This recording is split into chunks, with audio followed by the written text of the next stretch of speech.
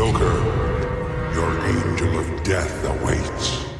The Joker is undoubtedly an iconic character who will be present in media for as long as there are comics, superhero animation, video games and films, which is to say he'll be here forever. But on several occasions he has actually died, and we're going to go through the list of his 5 best deaths. Mask of the Phantasm. In Mask of the Phantasm, the Joker is portrayed as having been a goon for the mob, much different to his backstory in The Killing Joke. The Killing Joke is of course what's generally accepted to be his true origin. Now, in Mask of the Phantasm, he's done many bad things, but the one thing that finally got him killed was executing the lead female protagonist's father. You? But he paid you. Dad?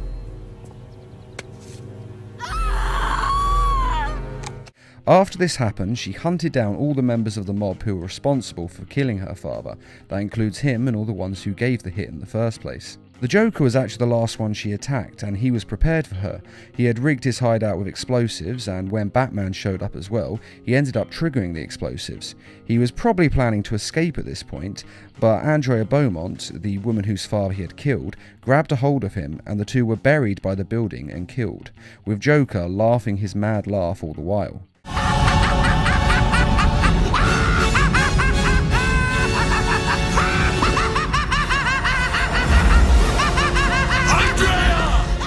And little did he know that he was actually robbing Batman of one of his greatest loves as well. Injustice.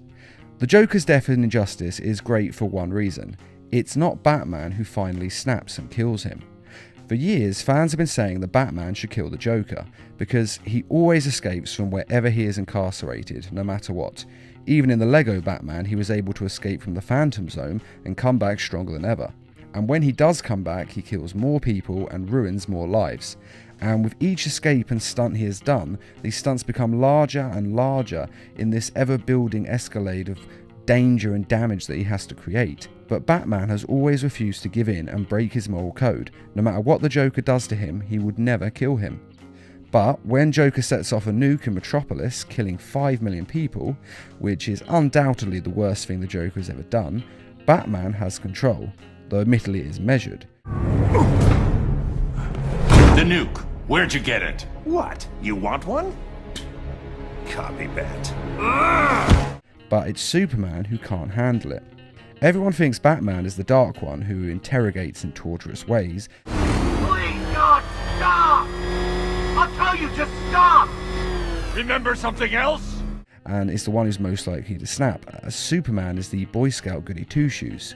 But in this we see that Batman is actually the more morally correct of the two, as he's been able to resist giving in killing the Joker for years. But if I do that, if I allow myself to go down into that place, I'll never come back. But Superman cannot deal with someone as insane and evil as the Joker, and kills him in an instant. Now run along, so I can break out of here. I've got lots of planning to do to top this. That's enough.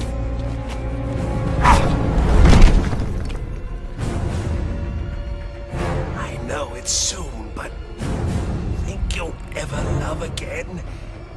Maybe you won't kill your next family.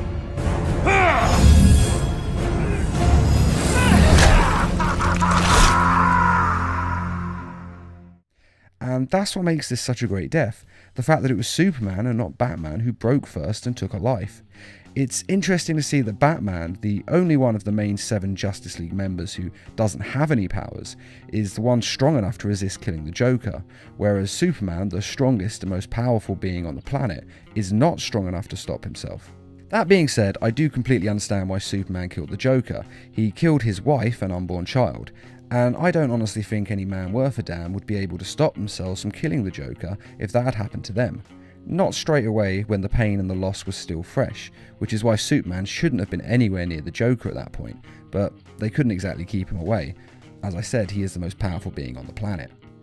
And killing the Joker is forgivable under those circumstances, at least in my mind, and I think that any jury would have let him go on a plea of temporary insanity. But it's everything the Superman does next that's wrong, And the Injustice games did prove that once a life is taken, it's a slippery slope to becoming a fully fledged supervillain, which Superman definitely became in the Injustice 2 video game. I'll have a legion whose power rivals the combined Lantern Corps. And I want you to lead it with me. Never, Cal. You'll either make the right choice, or I'll make it for you. And this is actually one of the best things about the Injustice games. It does show why superheroes should never kill, even though we always say they should when we read the comics and watch the films. They have to have a line in the sand because once they cross it, they can't go back. Arkham City. In Arkham City, the Joker is dying. This is due to all the chemicals that were in his system in the first game, Arkham Asylum. In this first game, we saw him inject himself with the formula Titan, which is based on Bane's venom and transforms a person into a monstrous Bane-like state. Showtime, Batman! Let's give the room something to talk about! Two freaks in a fight to the death! These chemicals, combined with the cure to return Joker to normal, leave his blood poisoned and toxic, and he has hours to live as the game starts. Mr. Freeze is making a cure for the poison, but it turns out to be more complicated than simply synthesizing it. Perhaps I should elaborate. Creating an antidote to the disease that afflicts the clown was easy. Unfortunately, the cure degrades too quickly. It needs a restorative element, some kind of reforming enzyme. Without it, it breaks down before it can help its host. I've seen this before. Finding a suitable enzyme is not the only problem. It needs to be adapted, bonded to human DNA. That will take decades. Because of this, the Joker needs Batman to get him the cure, so he injects Batman with the same poison. Batman is fine with this, as he'd rather die than save him, but Joker has a backup plan. Oh, didn't I say? I've spent weeks shipping samples of my blood to emergency rooms all over the city. So Batman has to get the cure by getting Ra's al Ghul's blood and using it to synthesize the cure. Being Batman, he of course does this, but it's not that simple once the cure's synthesized. The formula is complete. The bonding process appears to have been successful. How are you feeling? You look unwell. Give it to me. I'm afraid I cannot do that, Batman. You have given me your last order. But finally, after some pretty good boss fights, Batman gets the cure and drinks enough to save himself, and has enough of it left for the Joker as well. Every decision you've ever made ends with death and misery. People die. I stop you. You'll just break out and do it again. Think of it as a running gag. No!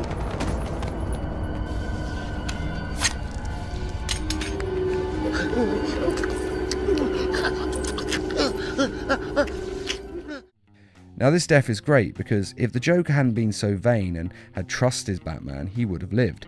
It's his own nature that leads to his death, and he dies with the laughter of that irony on his lips. Do you want to know something funny? Even after everything you've done, I would have saved you.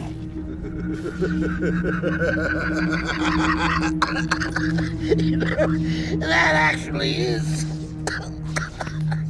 pretty funny.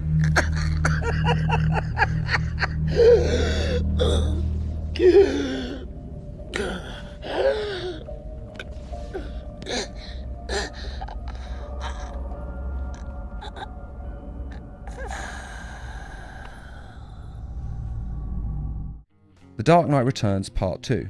This death is amazing simply for its brutality.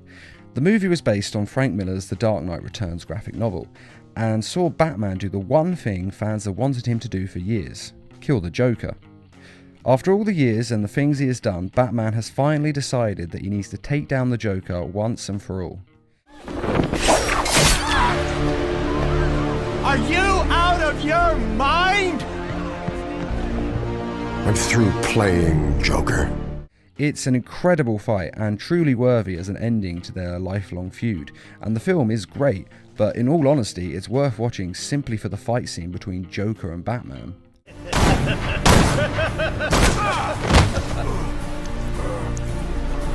Oh, that's bad. You should get that looked at when you have a chance. After a violent and bloody confrontation through a theme park, the two end up in the Tunnel of Love, which is actually rather a fitting setting for the two since they have a deeper connection with one another than some lovers do. The Joker is badly injured in the fight and his neck is badly damaged, and he knows that he is lost, but he decides that he has to have the final joke. And rather than let Batman finish it, the Joker breaks his own neck, killing himself and causing the world to believe that Batman was the one who killed him, which then leads to the famous fight between Superman and Batman. This is just an incredible death. The final fight between the two is something you would think could never live up to our fanboy expectations, but it actually does come pretty close. It's finally here, isn't it? The moment we both dreamed about. In great part because of this ending. It shows how the Joker has no regard for human life, not even his own, and that he's prepared to go to any lengths to win in this feud between him and Batman, not even allowing Batman to have the finishing blow. Plus, that net breaking is just brutal. It's the sound they use with it, and you can actually feel it snap, and it hurts. See you in hell.